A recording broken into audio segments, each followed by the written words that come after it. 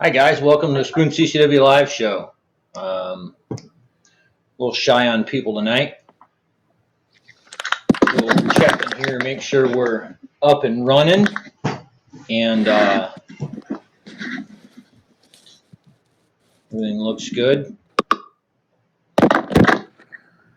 What do we got here for you tonight?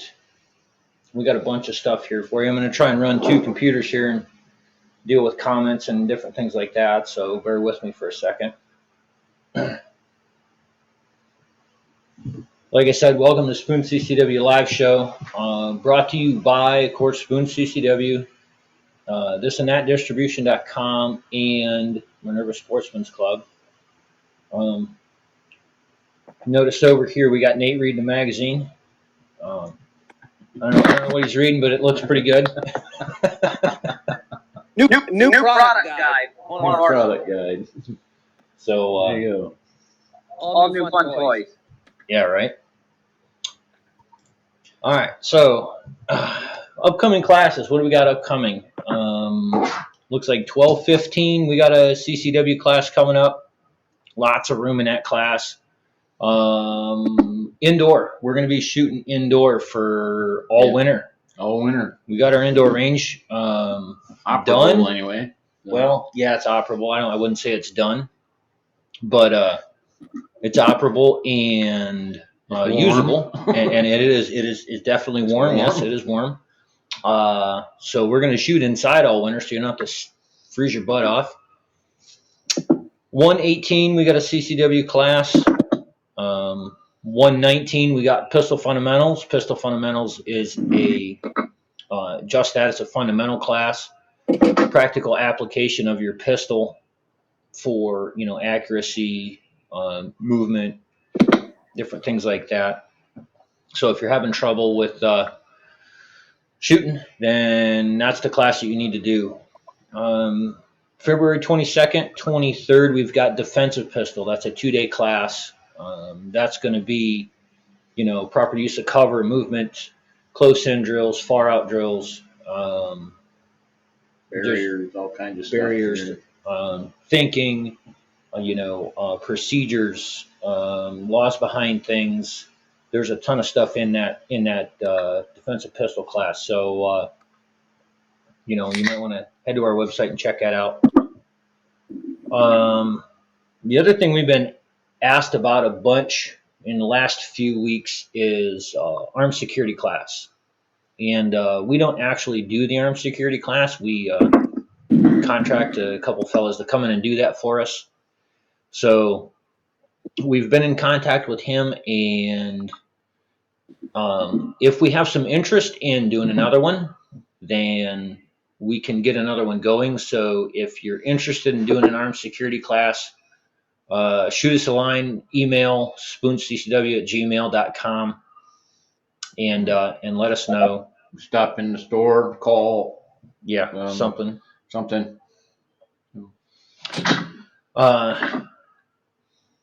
Anyway, tonight we don't have much for national news, and not that there isn't a lot of national news out there. The local news is kind of pretty much taking up most of our time tonight. So you want to go down shooting events? Yeah, around local. Yeah, we want to do some shooting events before we get into news. Yeah. Brown Township Sportsman's Club. They have practice going tonight and every Friday, starting at 6:30. Have 3 traps running down there. Anybody wants to go down there and support their local sportsman's club. They also have Lucky X on December 15th. Probably 9 o'clock or so. Sign-ups and stuff like that. Over at Louisville Sportsman's Club, they also have a Lucky X first Sunday of every month. 9 o'clock sign up, 11 a.m. shoot. We don't have anything going on in December for Minerva, just because the weather's so cold, and we wanted to give everybody a break for the holidays. So, but we'll get going back again after the first of the year. So, that gets us to New products, industry news, or just I think we're Just going to deal news. with this onslaught of local news okay? here shortly. So, do you have industry news for us? Yeah, you got some industry news. So, I got a couple things on industry I want to do after the end of the local Okay. news. Um, so we're going to get this up here and get rid of our mugs and talk about a few things. We had an officer involved shooting in Carroll County. We don't have a lot of details about this shooting.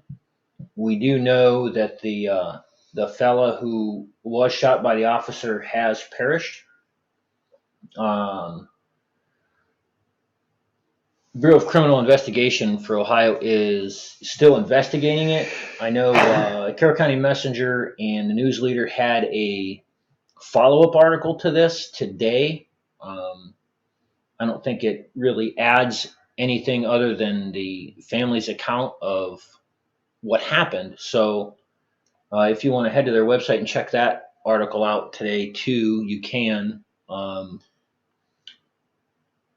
Really, we don't know a whole heck of a lot what's No. going on. We have some witness accounts Until and the different law things. enforcement gets done investigating and putting it all the pieces together, there's really nothing other than, the guy is deceased and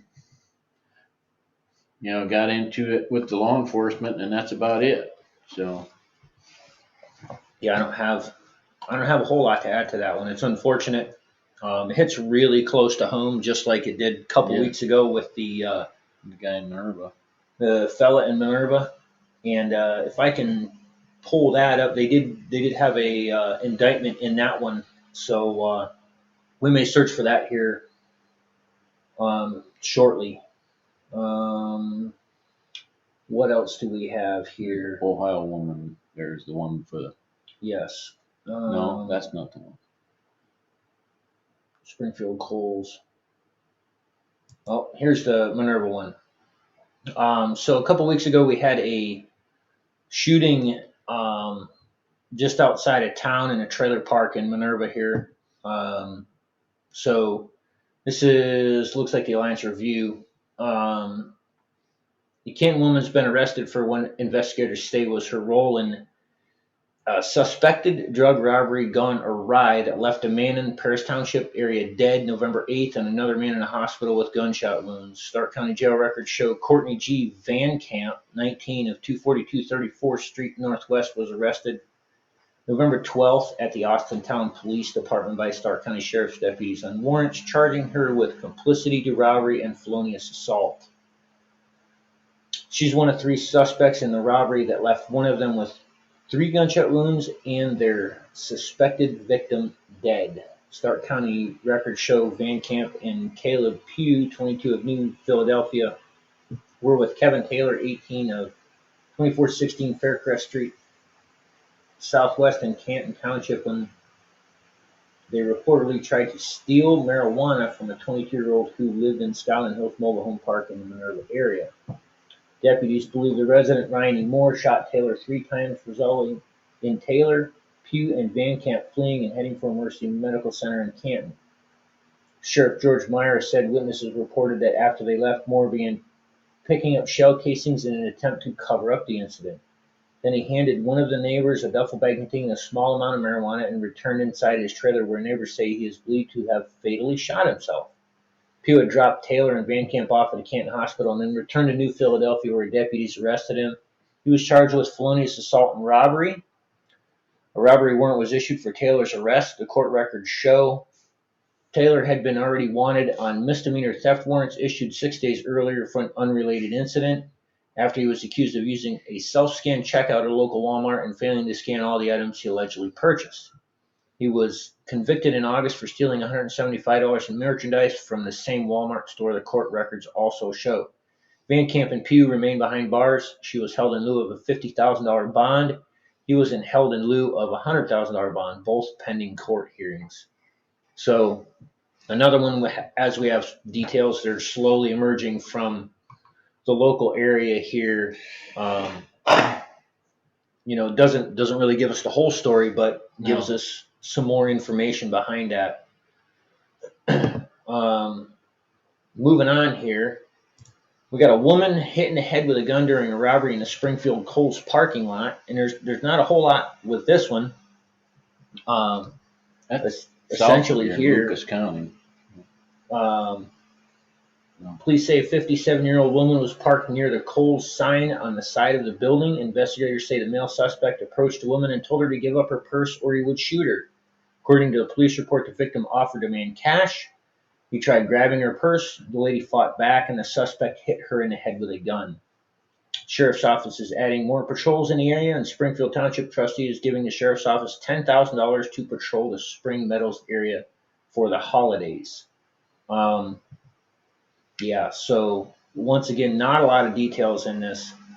It just seems like this fall, the local smaller areas are getting hit hard with the crime rather than the big cities. Yeah, really. the large metropolitan areas. Yeah. It's like we got the proverbial full moon all the time lately. Yeah, I know, right? We got another one here. An Ohio woman wearing fur is stabbed by an animal rights activist in church. An Ohio animal rights activist allegedly stabbed a woman in a church on Wednesday because she was wearing fur. Police believe that Meredith Lowell, 35, stabbed a woman wearing fur boots based on a prior arrest in 2012, in which Lowell was charged with attempting to hire a hitman to kill a person wearing fur. Around 5:15 p.m. Wednesday, a babysitter was dropping children off at Fairmont Presbyterian Church in Cleveland Heights for choir practice. Witnesses told police they heard a woman screaming before the babysitter fell to the ground due to a stab wound.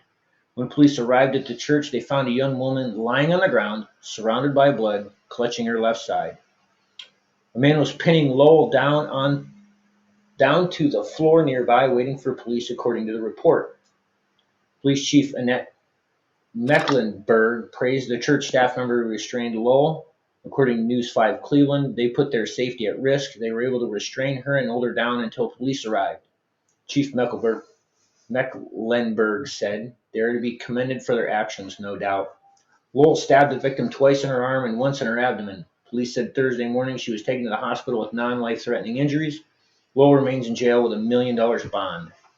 And then this goes on to say that in 2012, Lowell allegedly posted several times on social media looking for someone willing to kill a person wearing fur.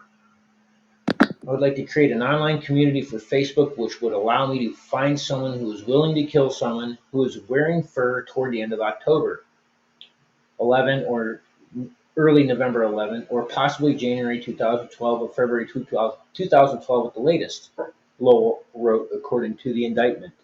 After multiple evaluations, psychologists determined Lowell was not competent to stand trial because of mental disease or defect. An evaluation was completed to determine if Lowell posed a danger to herself or others. Prosecutors said she had passed a handwritten note to jail guards shortly after 2012 arrest. The note stated that if Lowell were to be released, she would contract another hitman to kill a person wearing fur or even do the deed herself, according to prosecutors. However, a forensic evaluation later determined that though she was not competent to stand trial, did not pose a risk to herself, the general public, or to property. Yeah, so much for that forensics evaluation. Yeah, I think they got that one wrong. Yeah, no kidding. Yeah, it's that now. Yeah. Right? Fast forward to 2018 when Lowell reportedly stabbed a woman. Her motives were unknown. She was charged with felonious assault and released on a $5,000 bond. Her case was transferred to mental health court specialized for individuals with documented health issues. Yeah.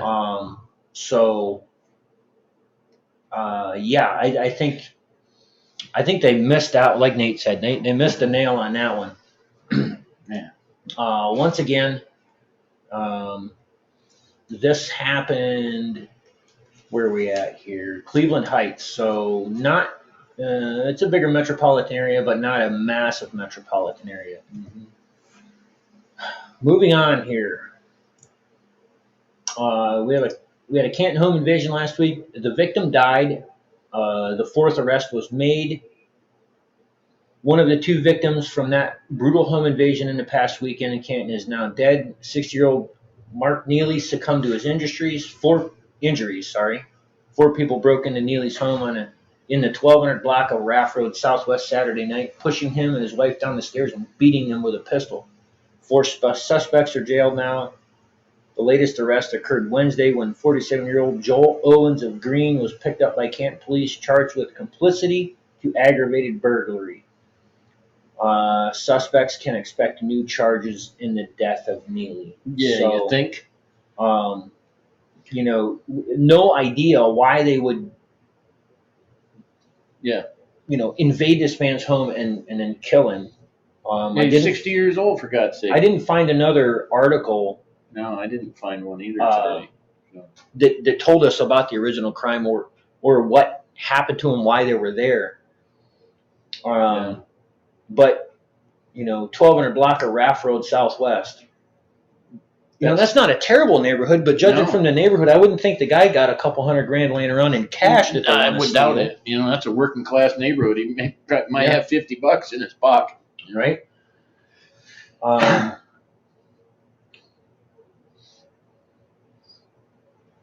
So we're missing one here, and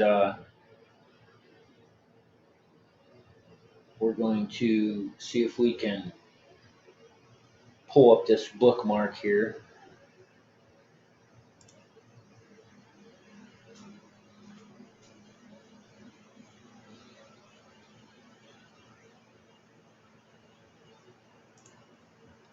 And if I can find my bookmarks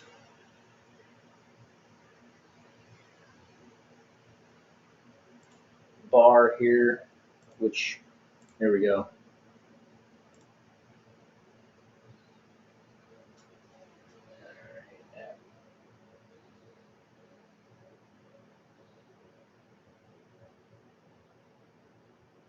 Okay.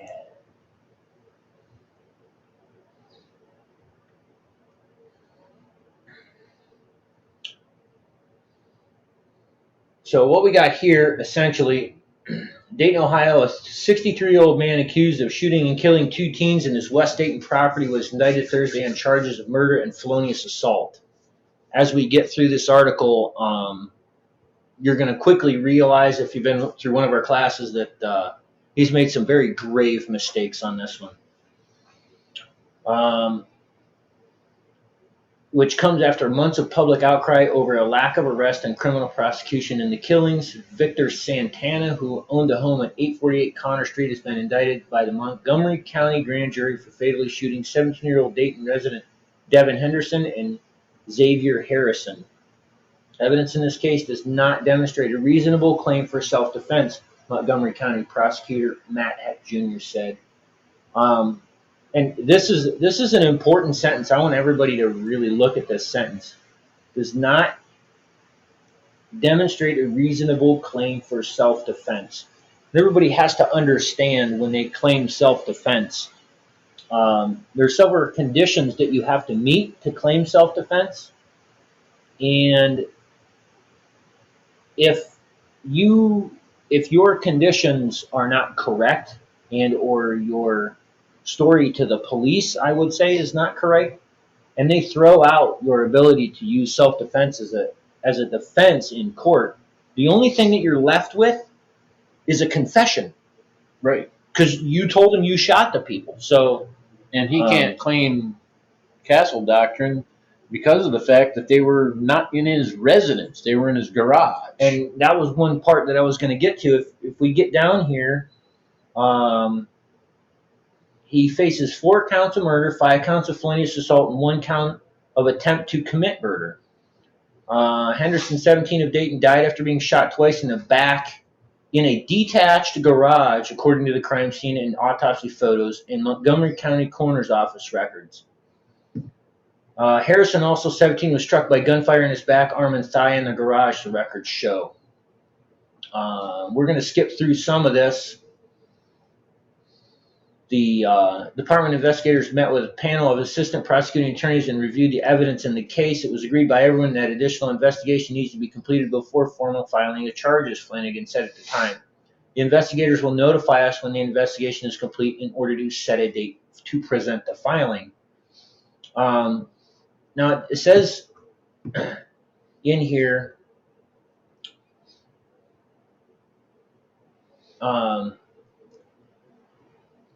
Here we go. This is what I'm looking for. Dayton Police Chief Richard Bale on multiple occasions has said the new state law shifts the burden of proof in self-defense cases from the defendant to the prosecutors, which could affect this case. And I believe this sheriff is wrong, or police chief is wrong, because the fact is, if you claim self-defense, and then yes, the state must prove beyond a reasonable doubt or beyond a preponderance of evidence that you acted in self-defense. But if you don't meet enough conditions to claim self-defense, they don't have to prove that, so they don't have to argue that in court. Exactly. So they're not even going to allow this man to bring up the self-defense scenario in court. They're not even going to allow him to do that. So they're not going to have to disprove that in court, which is going to be far easier to prosecute him. Both of the victims were shot in the back. In the back. They were in a detached garage. Turned away from him. They weren't a threat to him. So you can't claim self-defense. So what happened is about 9:30 p.m. August 28, a resident of the home at 848 Connor Street says he heard noises and voices outside and saw a light from a car in his garage. The homeowner saw 3 individuals and fired multiple shots from a .38 caliber pistol, police said. Henderson and Harrison were shot and killed, and the third person, 19-year-old Jashin Gibson, fled but then returned when police and fire crews arrived on scene, police said. Gibson was arrested for breaking and entering. Gibson was booked in Mont County Criminal Jail on probation violation. Police said the detached garage was unsecured and open. The garage was about 15 feet from the home. Henderson was struck by 2 bullets in the back. One struck the left side of his upper back. The other struck the right side around his shoulder blade. And then Harrison was struck by a bullet in the midsection of the left back. It exited his chest and was recovered from his clothing, the initial autopsy report states. So this is a highlight of what not to do. The garage was detached. The people in the garage were not actively trying to harm this man. So he acted outside of the bounds of self-defense. So he is more than likely going to go to jail for this. I can't even say it's unfortunate. He shot 2. Were they robbing something? Maybe. And we always like to teach that you can use some level of force to protect your property, but you cannot use deadly force to protect property. So I'm going to go back to my bookmarks here and see. That was a perfect case of somebody should just be a good witness at some time. Right. You know? Absolutely. Call 911. Absolutely. Yeah, make sure your door's locked, call 911, tell them what's going on, let them deal with the situation. I mean, and without knowing any of the rest of it, it could have been, teenage kids being teenage kids and snooping around his garage. Right. I don't know if I saved this one.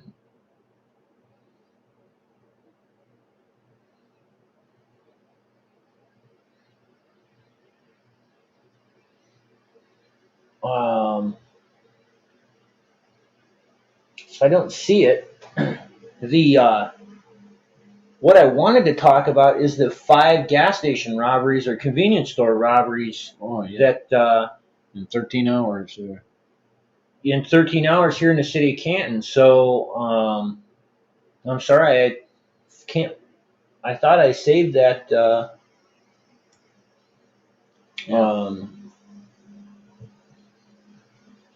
News article, but apparently I did not.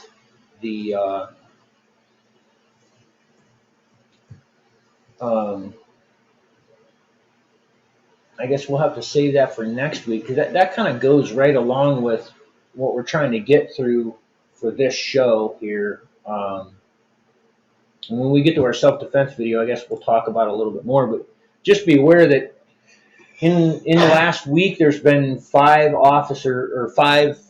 robberies in one day. In 1 day. 13 hours.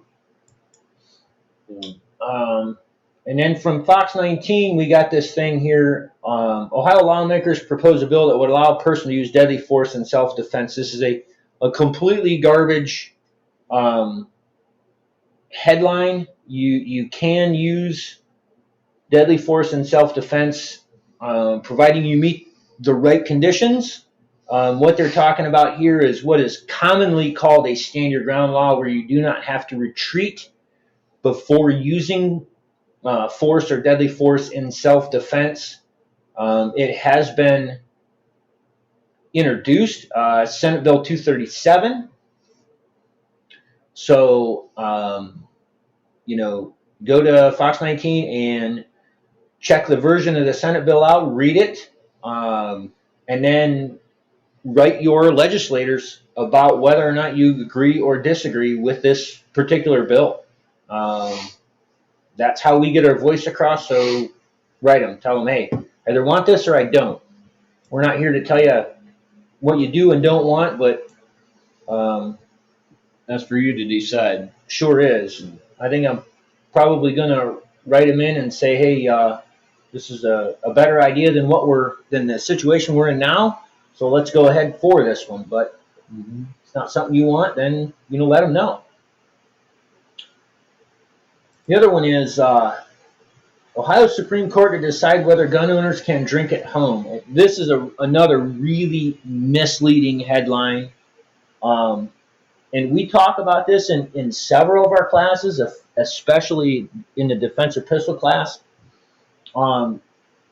Basically, what this article goes on to say is there is a Ohio Supreme Court case that is going to decide whether a law prohibiting gun owners from carrying firearms while intoxicated should be applied inside the gun owner's home.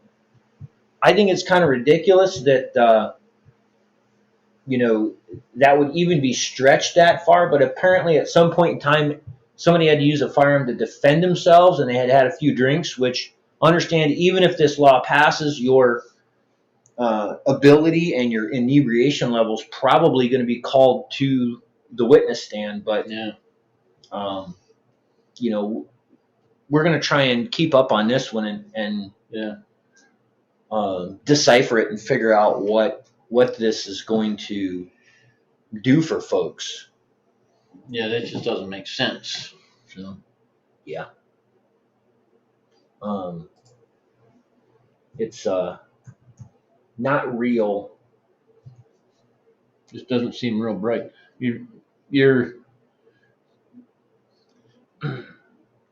It sounds more like it's basically unconstitutional anyway, because according to the U.S. Constitution, you're immune from search and seizure in your home. Yeah. So I could probably sit down and think of a lot of different things that,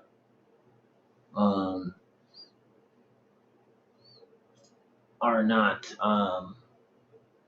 quite on the up and up.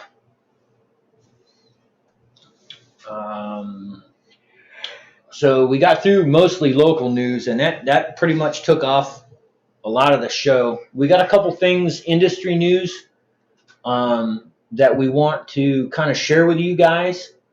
One is not such a good thing. Nikon is exiting the rifle scope business. If you guys have ever used any Nikon products, you'll realize that Nikon makes some nice products, and this is not a good thing for the shooting sports. And I think this has got something to do with budget rifle scopes coming into the market en masse. Yeah, and clones. And different things. Like, we have seen some fake Nikons. We've seen some fake loopholes. We've seen fake Trijicons come into our stores. So this is hurting some companies.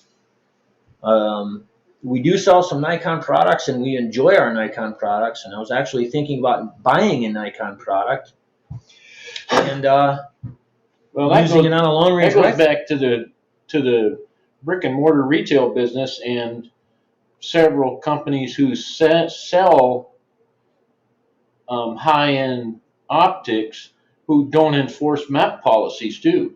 Yeah, they're selling to anyone who will pay them half what they're worth. And whereas Nikon has a strict map policy, and now it's getting to the point where they may, they're just going to say to hell with it and get out of it. So Right. let them have it. If you want to cut your own throat, go for it. So that's that industry news. You got something else as far as industry news going on too? Stag Arms, which has been they've been in New York State for a long time. Not New York State, New Britain, Connecticut, for a long time, since maybe the 50s or 40s, something like that. They're leaving New Britain, Connecticut, undoubtedly for the gun, because of the gun rights situation up there, and going to Wyoming by the end of 2019. In a statement Monday, 11/18, the CEO of White Wolf Capital, which owns Stag Arms, announced that Stag Arms would be moving to Cheyenne, Wyoming by the end of 2019. A little more gun-friendly state in Wyoming, and probably, I'm sure, less taxes. So that's, maybe they can expand into the market a little more. So they make a good product. Right. So I want to say hi to a couple guys out here. We got Cody out in the audience and Bob Wiseman on Facebook. Thanks for joining us.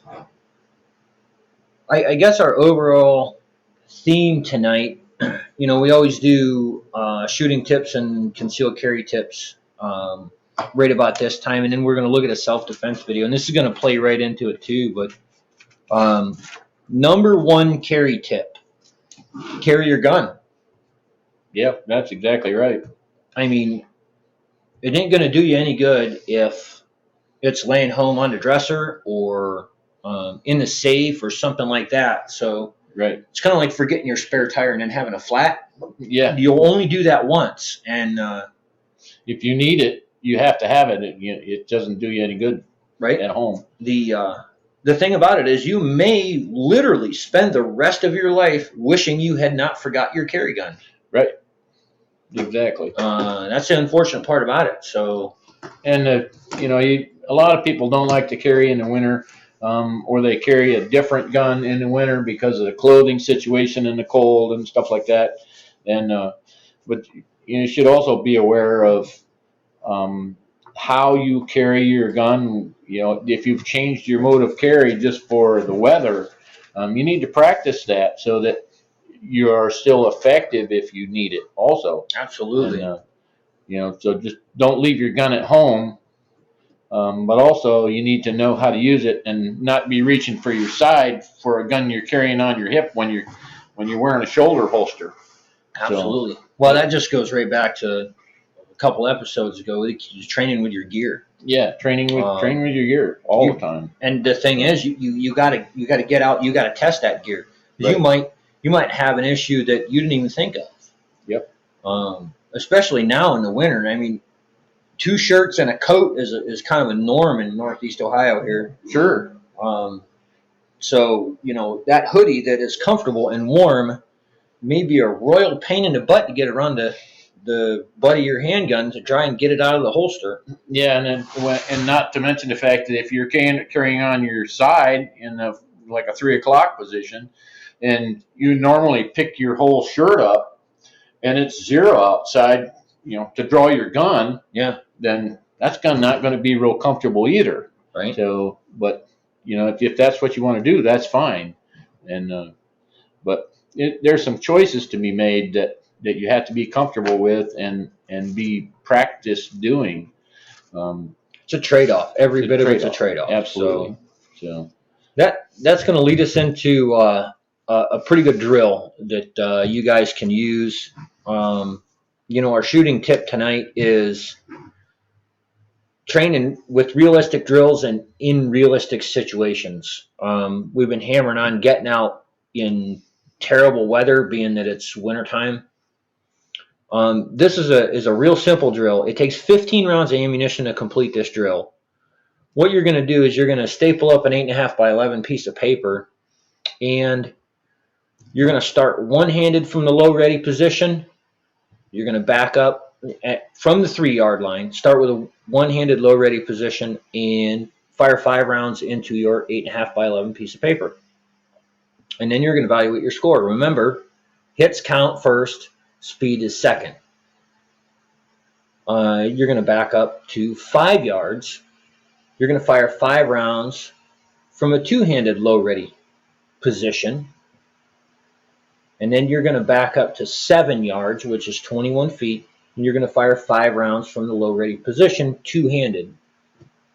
Now, the thing is, there's no time on this drill, but you should be running a shot timer on each one of these and then trying to improve your time as time goes on. Right. I mean, you can add to this. You can draw and fire 5 rounds into that paper.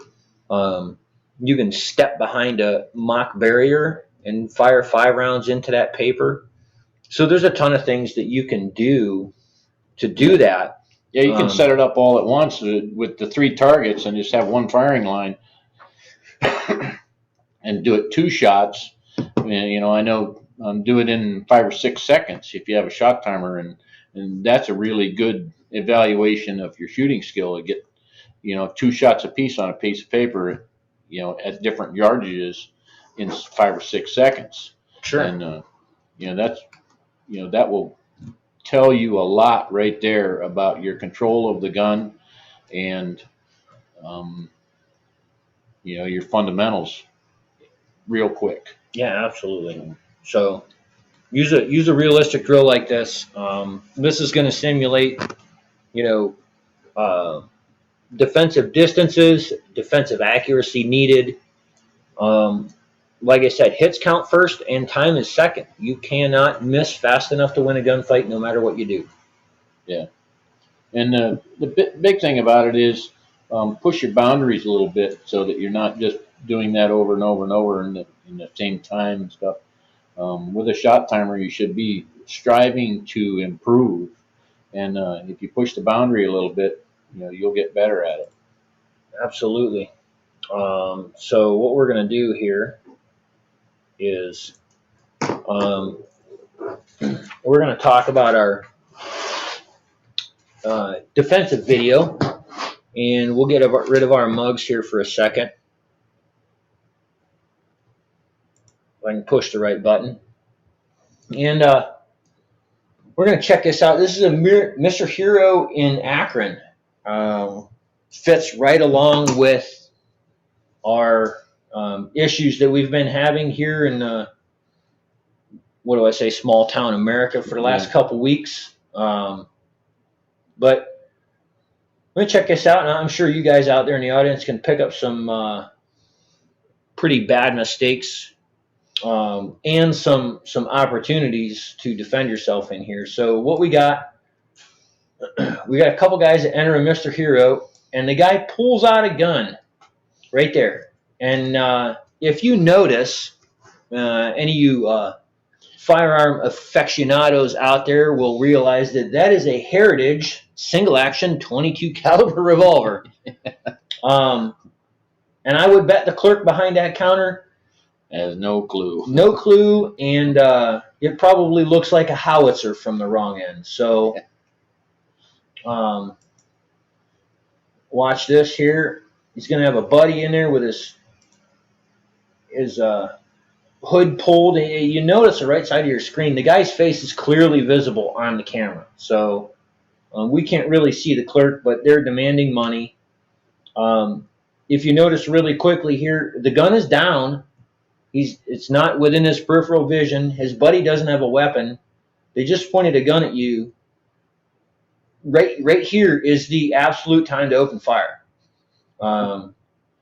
You would be probably legally justified, and this is one of the better opportunities right here. I think there's a couple more in this video, but you can see the clerk reach in there, take the cash drawer. The dude stuffs the gun in his pocket, and it steps behind his video. At this point in time, the guy that's got the gun has got it in his pocket. The cash drawer is laying out on the counter, and his buddy is going to collect the cash.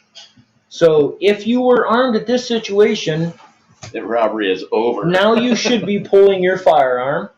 And at this point in time, the problem is he's not pointing a gun at you. He's still got a gun at you, so you really can't open fire. But what you can do is put the business end toward them guys and then pull your cash drawer back. I'm not saying defend the money, but you don't want to make it worthwhile for these guys either. And the friend decides he's going to, oh, look at that.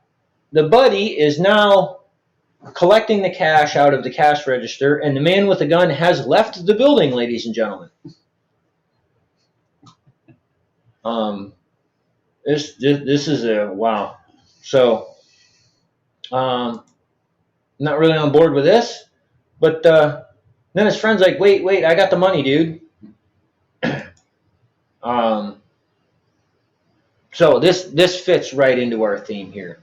This fits absolutely right into our theme of, would you carry your gun if you're going to have a carry license or permit or something of that nature? It absolutely no good for that clerk to not have a firearm. She was literally robbed at gunpoint. Yep. By apparently an idiot, and could not do anything about it once again. And so I don't know. It's obvious that the clerk knew nothing about firearms, but anybody who knows anything about those Heritage revolvers knows that the hammer has to be back before it'll fire. Before it can shoot, it's got to be back. So the trigger don't work. Yeah. If the hammer's not back. So that gives, at least in our case, that gives us plenty of time to draw the gun leisurely. Like I could take a nap first and point it at the guy and say, "Get the hell out of here." My big thing with this video is he put it in his pocket. Yeah. And then strolled out the door. Yep. While his buddy collected the money. It doesn't seem like a real good friend, because if there would have been a gun in the situation, the buddy would have been the one taking the fire, and he's out the door already. So, right. Kind of stupid. Yeah, friends like that, who needs enemies? I know, right? So, plays right into our whole theme tonight. We got a bunch of news stories out there. We got 5 robberies in Canton. We got a home invasion. Carry your firearm, train with your firearm, get training if you need it, and protect yourself with it. Yeah, absolutely.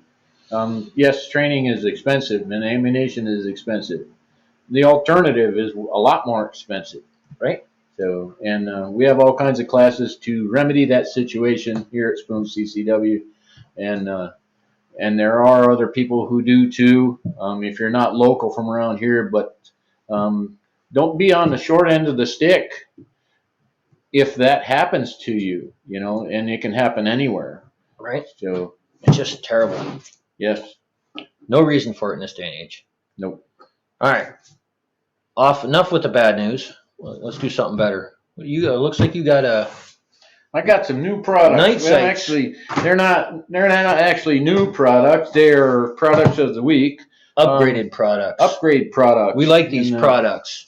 Here, let me hold one up for you. Yeah, we have 3 different ones here. Air Glow and a Trigicon and a True Glow, and we see a lot of older folks like moi, whose vision is going south, so to speak. Or younger folks with Coke bottle glasses. Yeah, or like younger mine. folks with that need glasses all the time. And the key to shooting, of course, is being able to see the front sight. And if you can't see the front sight, it does you no good. You can't hurt them if you can't hit them, if you can't see them. So we're a big fan of these tritium sights. This is the Trigicons. You know, these are pretty expensive. You know, you're looking at $100 or a little over $100 for this set, and they will really help you out. This one's got a huge green dot on the front of it. I got it. My guns has this huge green dot. The other one's got a huge orange dot. We can get both, and they will make your gun into something that you love again. And I think I run Ameriglows. I have a set of Ameriglows, and this particular sight's for a Glock 42-43, and these are the traditional 3 dots. But right. I run a orange dot or ball on the front of mine, so my orange dot's about the color of the foam that's in the packaging. Yeah. So you can get some different options with these, and the cool part about these upgraded sights is we talk about the larger paint mark or dot on the front sight, but the reality is the rear sight, the notch is wider. Yeah. So it allows more light around the front sight. That way you can see it better. It works amazing. And the back sight is tritium also. That glows, yes. So that glows in low light situations anyway also. And you can get both styles. If you want the blacked out rears with tritium dots, you can get that. If you don't want just a black sight on the back, you can get that. If you want dots on the back, you can get that. I mean, the possibilities are endless. The other good one we got is the Tritium Pro True Glows. Anybody who talks to me, I'm not a big fan personally of the light pipe sights by True Glow. I'm not saying they're a bad sight. There's a lot of people that like them. It's just personal preference. I like this one better. No light pipes, but what it does have is an upgraded front sight with a large white dot on it, so it's easier to see. Right. And I've used these. I think Mom's actually got a set of these on her Ruger LC380, right? Yes, she's got a set of those on her LC380. They work really well. It was a massive upgrade to that LC380 for them to put these sights on the Tritium Pros. You know, like I say, if you're having problems with your gun and thinking you need to get a new gun because you can't see the sights, or having problems even during the day because there's no light coming through the notch in the back, maybe you ought to consider this. For $100, it might save you some money long term by not buying a new gun and having the same problem. So, but they're a really viable alternative, and believe me, once you put a set on your gun, you probably won't go back. Yeah. So, every pistol other than that little Beretta that I got, and my revolver, which snub revolver, I'd have to have the sights machined into it. Yeah. But every pistol that I own has got night sights on it. Yeah. Oh yeah, mine too. Yeah, I don't like. You can get these on, right from the factory installed. If your gun doesn't have them on them, they're a super good addition to them, and it's a good place to start if you want to get your accuracy back, if you're having problems seeing the sights, and it's just a good product that's on the market. There are several other companies that have these, and they're available for most every gun that has a removable sight and a dovetail, and even some 1911s. So, but anyway, good products. Awesome products.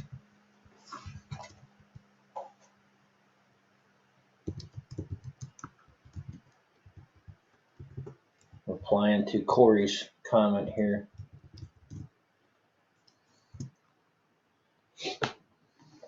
What do we got left for us here?